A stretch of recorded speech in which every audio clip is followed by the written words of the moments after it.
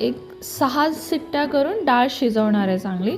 तोपर्यंत मी इथे 1.5 वाटी गव्हाचं पीठ घेतलं आहे, अर्धी वाटी मैदा घेतला आहे, त्याच्यामध्ये 1/2 टीस्पून हळद, 1/2 टीस्पून मीठ घातलं आहे आणि आपण याच्यामध्ये ना 1 टीस्पून तूप गरम करून त्याचं मोहन घालणार आहोत. त्याच्यामुळे काय होतं, आपली पुरणपोळी अगदी खुसखुशीत होते.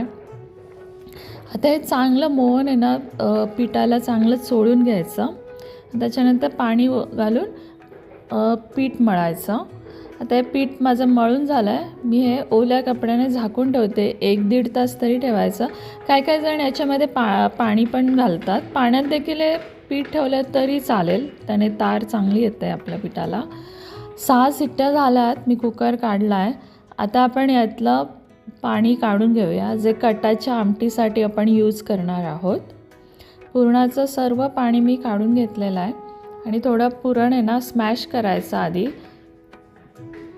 आता एका वाटी चण्याच्या डाळीला 1 वाटी भरून गूळ आणि 2 चमचे साखर घातली आहे. साखर घातल्यामुळे ती बाइंडिंग छान येते पुरणाला.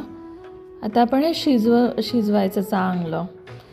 आता आपलं सारण मस्तपैकी शिजलेलं आहे बघा. हा चमचा पडला नाही ना म्हणजे आपलं सारण शिजलं आहे, तो बरोबर उभा राहिला. आता गॅस बंद केला आणि त्याच्यामध्ये कुटलेली वेलची पावडर मी घातली आहे आणि सुंठ पावडर घालायची. त्यामुळे चव आणि सुगंध अगदी छान येतो आपल्या सारणाला.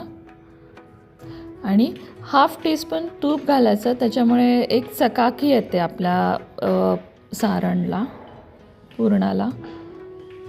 आता हे आपलं पुरण तयार झालेलं आहे.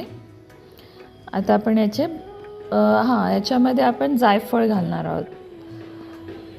जायफळ मी खिसून घातलं आहे. आता हे सारण मी ना चाळणीत, माझ्याकडे चाळणी आहे, पुरण यंत्रातून काढलं तरी चालेल, पण मी या स्टीलच्या चाळणीतनं ते स्मॅश करते. म्हणजे थोडी जरी चण्याची डाळ राहिली असेल तर ती निघून जाईल आणि आपल्या पुरणपोळ्या अगदी मऊ होतील आणि फाटणार नाहीत. चाळणीतून आहे ना ते अगदी बारीक चांगलं मऊ असं सारण तयार होतं.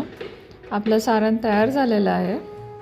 इथे माझ्या अंगठीमुळे असा फुलांसारखा शेप आला आहे. आता मी याचे गोळे करून घेतलेत आणि पोलपाटाला ना आपण अस्तरचं कापड बांधायचं. आता मी लिंबाच्या आकाराचा पिठाचा गोळा घेतला आणि त्याच्यात डबल आपण पुरणाचा गोळा घ्यायचा. सारण आपण डबल घ्यायचं. मस्तपैकी लाटलं इथे आणि आपलं पुरणपोळी